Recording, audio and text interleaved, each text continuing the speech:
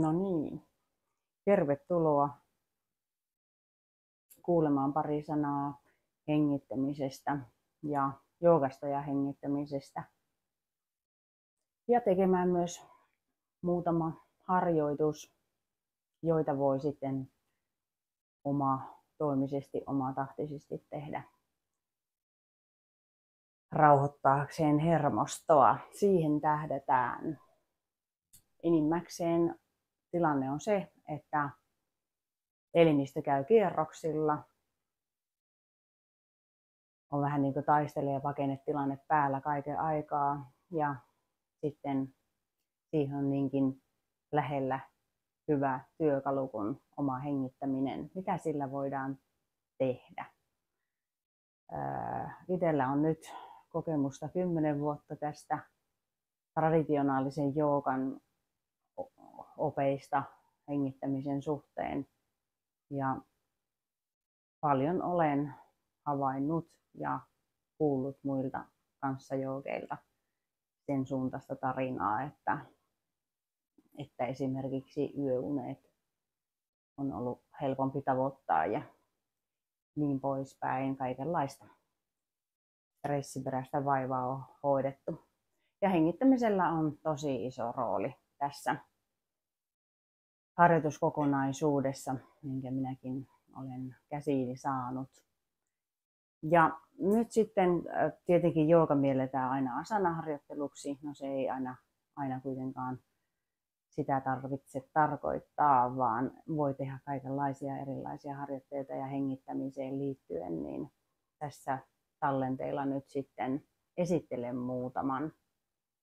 Mutta sitä ennen on hyvä kerrata pari seikkaa. No ensinnäkin semmoinen, että kun tuossa näköjään oli tuo kirja, niin erittäin hyvä opus kyllä, josta nyt kohkaa ja puhuu vähän kaikki. Eli Hengitys on nimeltä ja James Nestor on kirjoittaja, toimittaja, joka on perehtynyt asiaan kyllä perin pohjin ja on hämmästyn kyllä, mitä kaikkea hän on tutkinut ja mitä kaikkea ihmiset ovat pitkin vuosituhansia tienneet hengittämisestä ja miten sitä on käytetty ja miten se sitten on modernissa maailmassa vähän päässyt unohtumaan, että mitä kaikkea sillä voitaisiin tehdä meidän hyvinvoinnin lisäämiseksi. Mutta tuo on todellakin hyvä opus, jos se kiinnostaa enemmän tämä asia. Mutta tässä tallenteella on tarkoitus ihan lyhyesti ja ytimekkäästi käydä läpi, mitä kannattaisi ehkä, tai mistä aloittaa. Ensinnäkin nenä on meillä ihan sitä varten olemassa oleva kokonaisuus, joka on monestakin syystä niin kuin paljon parempi vaihtoehto kuin suu. Ensinnäkin ilma on hyvin paineistettu sopivaksi, hyvin lämmitetty sopivaksi. Se on sopivan kosteaa ja poskionteloissa typpioksidi torppaa enimmät taudinaiheuttajat ja niin edelleen. Niin siinä on nämä tämmöiset länsimaisen fysiologian tärkeimmät ehkä syyt, miksi nenää kannattaa käyttää hengittämiseen. No mitä sitten joogan traditio opettaa hengittämisestä, niin monenlaista, mutta että tuohon edelliseen lisäyksenä opin traditiossa sen, että nenä säätelee hermoston toimintaa sillä tavalla, että vasen sierain rauhoittaa ja oikea kiihdyttää sen mukaan, kun mitä tilanne ja elimistön kaikki reseptorit siellä kertoo, niin sen mukaan sitten nenä on tässä tämmöinen työkalu. Ja sitä tietenkin tietoa hyödynnetään sitten erilaisissa pranayama-harjoituksissa, missä vuoroin suljetaan vasenta ja vuoroin oikeaa sierainta, mutta semmoiset harjoitteet kannattaa ottaa sitten ihan opettajan johdolla käyttöön, koska sitten voi tahattomasti vaikka kiihdyttää omaa hermostonsa kahta hullumpaan kiireeseen. Eli tarkoitus kuitenkin on tehdä semmoista tasapainottavaa hoidollista työtä tällä hengityksellä, niin tehdään se sitten huolella ja rauhassa. Joten olen tässä ajatellut, että ihan tämmöisiä perusharjoitteita käydään nyt seuraavassa läpi. Eli oikealla kylillä nukkuminen mainittu. Se on hyvä pitää siellä mielessä, että sitä voi käyttää. Sitten Shavasana hengittäminen, eli selällään maaten. Sama juttu silloin illalla, kun on jo nukkumaan menossa, niin tämähän on tosi näppärä siinä muistaa. Eli silloin kun ihmiskeho on selällään kämmenet kohti kattoa, niin rintakehä pääsee liikkeeseen kaikista parhaiten. Ei ole välttämätöntä jännittää oikeastaan mitään tahdonalaista lihasta. Mutta tietysti kehossa voi olla kertyneenä kaikenlaisia jännitteitä, mutta se on sitten toinen tarina, kun niitä lähdetään purkamaan. Mutta että tieto kuitenkin, sekin on tärkeää tietää, että tämä on mahdollista hengittää tässä asennossa, Savasanassa vapaasti. Ja niin kuin sanottua, nenän kautta ja mitenkään kurkun päällä tai millään jarruttelematta tai mitään, antaa sen hengityksen soljua kaikessa rauhassa. Tavoitteena on rauhallinen, tasainen, äänetön, vaivaton hengitys. Se on kaikista tehokkainta hermoston rauhoittamiseksi.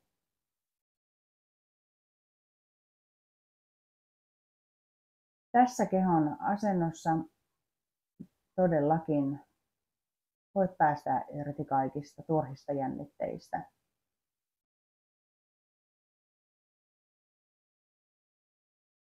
Hengitä nenän kautta sisään tasaisesti. Täytä kaikki pienimmätkin onkalot. Rintakehä laajenee joka suuntaan. Hengitä nenän kautta ulos tasaisesti, rauhallisesti. Jatka hengittämistä omatahtisesti. Täytä kuitenkin keuhkot jokaisella hengityskerralla aivan täyteen ilmaa. Pitkä rauhallinen uloshengitys rauhoittaa koko hermoston.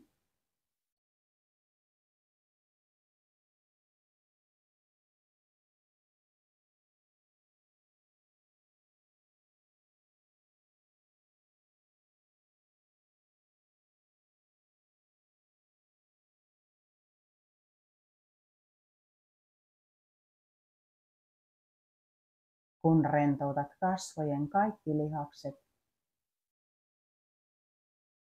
koko keho seuraa perässä.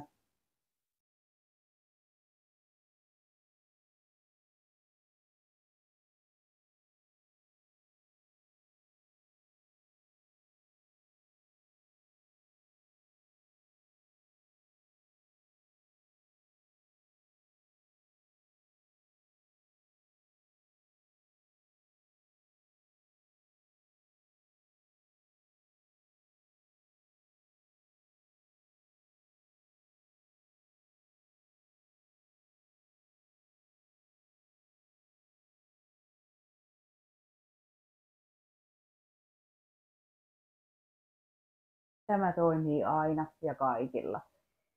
Hermosto todellakin reagoi pitkään rauhalliseen uloshengitykseen siten, että vaagushermo ikään kuin on niin kuin sellainen valokatkaisin, joka napsahtaa päälle. Ja kaikki parasympaattisen hermoston rauhoittavat elementit ja ominaisuudet pääsee töihin. Tämän syvähengityksen voi tehdä vatsallaan jooga-asana-harjoittelussa. Se tulee tutuksi siellä perussarjassa, mutta sitä voi tehdä ihan milloin tahansa irrallaan siitä asana-harjoittelusta. Vatsallaan, kädet joko suorina edessä ja otsa matossa. Enimmäkseen varsinkin harjoitusta aloittaessa voi olla helpompaa laittaa kädet tonne otsan alle. Kuitenkin paino otsalla, jalat rentoina pitkin mattoa, joko yhdessä tai hieman erillään.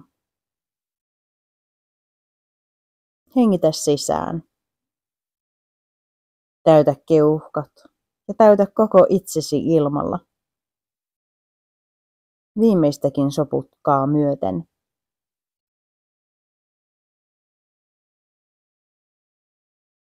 Hengitä ulos, rauhallinen, tasainen uloshengitys rentouttaa koko hermoston, koko systeemin.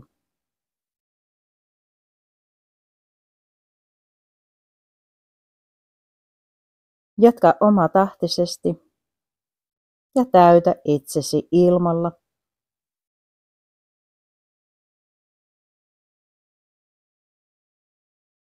Hengitä rauhallisesti nenän kautta ulos.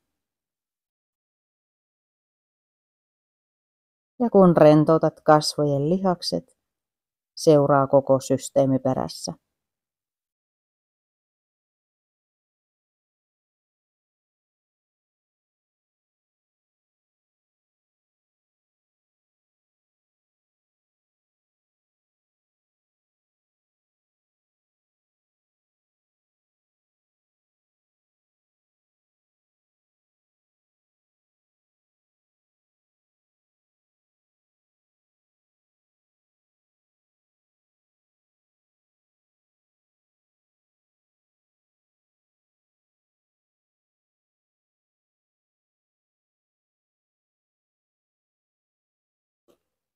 Ja taas hermosto kiittää.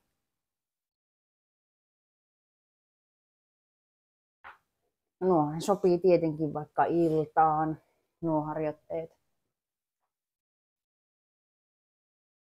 Mutta sitten on syklihengitykset, joita voi tehdä seisten, varsinkin tuolla aamupuolella, istuen eri istuma-asennoissa. Polviistunta on hyvä, kaikki tämmöiset risti-istunnot, puolilootukset, kokolootukset ja jalat suorina edessä, kaikki hyviä. Ja näin voit valita itsellesi mieluisan istuma-asennon. Myös tuolilla istuminen on ihan hyvä vaihtoehto.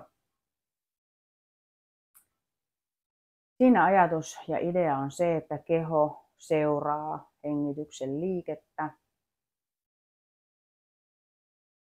Ja edelleenkin pyrkimys on hengittää kaiken aikaa tasaisesti ja rauhallisesti nenän kautta sisään ja ulos, ja keho tulee mukaan tähän liikkeeseen. Valmistaudu syklihengitykseen. Valitse itsellesi sinulle sopiva istuma-asento tai hengitä seisten. Jos hengität seisten, vie sisäänhengityksen aikana kädet aivan ylös saakka. Ja istuen hengitettäessä sisäänhengityksen aikana kädet kohoavat otsan korkeudelle. Vie kämmenet kyynärpäille. Ennen aloittamistasi tyhjennä keuhkot. Sisäänhengityksellä vie kädet ylös ja käsivarsien ollessa noin otsan korkeudella keuhkot ovat aivan täynnä. Uloshengityksen aikana kädet laskeutuvat, käsivarret suorina sivukautta alas. Ja kämmenet hakeutuvat kyynärpäille. Tämä on yksi sykli. Sisäänhengityksellä kädet kohoaa. Uloshengityksellä kädet laskeutuu sivukautta alas.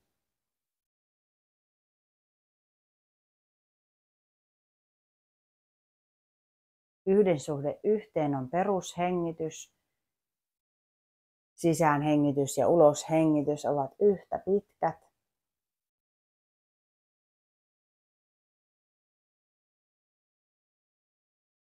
Mutta sitten voit hyödyntää äsken opittua juttua. Uloshengitys pitkänä rentouttaa koko hermoston. Sykleissä voit esimerkiksi käyttää laskemista apuna. Voit laskea sisäänhengityksen aikana 6 ja uloshengityksen aikana 12, jos haluat, että uloshengitys on 1:2, 2 kertaa siis pidempi kuin sisäänhengitys. Ennen aloittamista tyhjennä keuhkot ja hengitä 6 sisään ja 12 ulos. Keho seuraa hengityksen liikettä.